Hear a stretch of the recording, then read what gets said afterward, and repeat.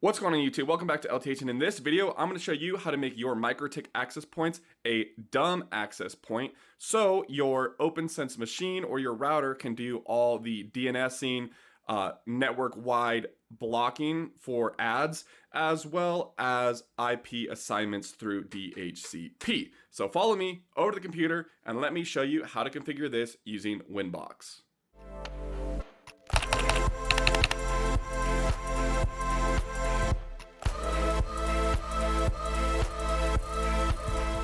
Okay guys, so now we've just installed Winbox, which will be linked down below on our article of where you can download this, but it's just a tool that I believe was made by Mikrotik to give you a GUI to access your Mikrotik hardware. So again, we grabbed the hardware address, the MAC address, the username, and then that randomly generated password on the sticker found on the bottom of the device we're connecting to. And then we have the internet going into Ethernet 1, and our computer is directly connected to the Wi-Fi access point on Ethernet 2. And then we click connect.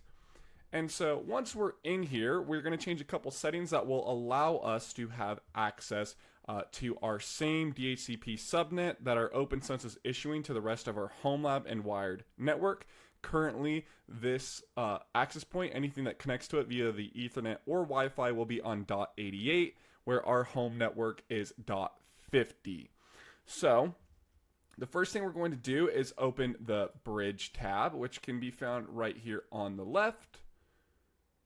Under the bridge menu, go to the ports tab, and then yours might look similar or different. Once again, just try to get this to mirror. Remember, we have 2 Ethernets and 2 Wi-Fis. So we can see we're actually missing one of the Ethernets. So in your case, depending on what your device is, I would just go ahead and add all of them to this bridge network. So in our case, we just need to add Ethernet 1, which is the, where our internet is coming in from our OPNsense box. And so we're going to click the plus sign, and then the interface will be Ethernet 1, and then we want it to be attached to our bridge network.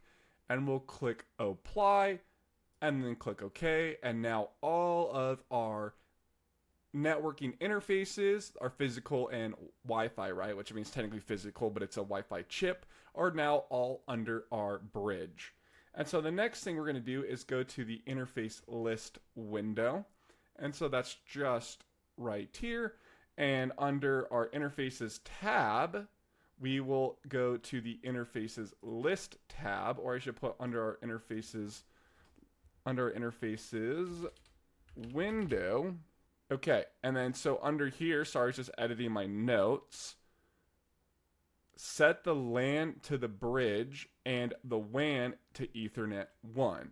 So our LAN is set to bridge and our WAN is set to Ethernet 1 because we have to get internet access connected from Ethernet 1, and then we're bridging all of our stuff from our LAN to the WAN interface, okay? And so the next thing we're going to do is open up the DHCP client under IP.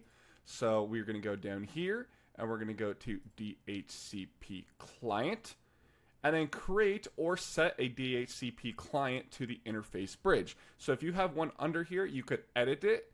If you don't, you'll click the plus sign, and then under here, we're going to set the interface to bridge.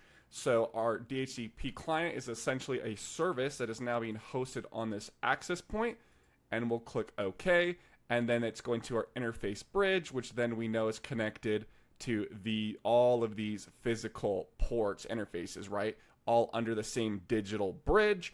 And then we can see that OPNsense found this device via this client and said, here is your IP address, just like this. And then we want to ensure that only devices connecting to this access point get an IP from our OPNsense DHCP server and not our Mikrotik Access Point's DHCP server. So we're going to go to IP DHCP server and turn this bad boy off. We do not want anything. This might look slightly different. I've obviously messed with this quite a few times just to understand this interface and to make this video. If there's anything here, disable it, okay? And then once we're done with that, open the networks tab and you can disable this as well. Okay, so the next thing we're going to do is go to interfaces, or excuse me, addresses under IP. Open this up, and now we can see that we have two interfaces. You probably will have this one. It might be in bridge mode or not, I can't remember, but just go ahead and disable this. So once again, we only have our .50 network instead of our .88 network, and then everything should be good. So if you open up a terminal window and you put in ipconfig on Windows, you should be able to see that your device now has a .50, and if it doesn't, what you can do is just go ahead and restart this access point, and then you should be issued a .50 or whatever your network address is, or maybe wait a couple minutes, and then this device will eventually will notice that, and then it will reset itself to fix the problem. Okay, so right here we can actually see that it's doing it on its own. I just waited a couple minutes. We no longer have internet access, and then we're gonna wait a little bit, and then we should get internet access back again. Okay, so this is being a little bit slow, so I'm gonna go ahead and just physically unplug and then plug the access point back in and see if we will get a IP address from the proper subnet, being that .50 subnet. Okay, and just like that, I just did a restart and we have internet access, and I verified in my command line with ipconfig that we indeed have a .50. I also should have mentioned that instead of unplugging and plugging it back in, you could have just gone to the Systems tab and done reboot, which would have been the better and the more proper way to do this. Okay, so the last thing that we're going to go over is configuring our Wi-Fi network. So if you open this Wi-Fi tab, we have our Wi-Fi networks, and if we go over here under the bands, we can see 5 gigahertz and 2 gigahertz. So if you double click anywhere on the line, we can go through the 3 tabs that we care about. So under General, you can set this to whatever you want the name to be within here, right? So it's just showing Wi-Fi 1 and Wi-Fi 2.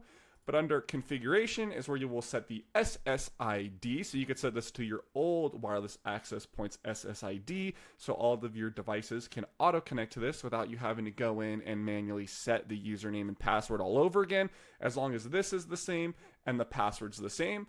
If you'd like to download a Wi-Fi wireless scanner on your phone, you could scan all the channels around your home and then set this to manual channels that are the least used around you for the lowest amount of interference. And then the last tab, you can go here and switch your passphrase to whatever you want.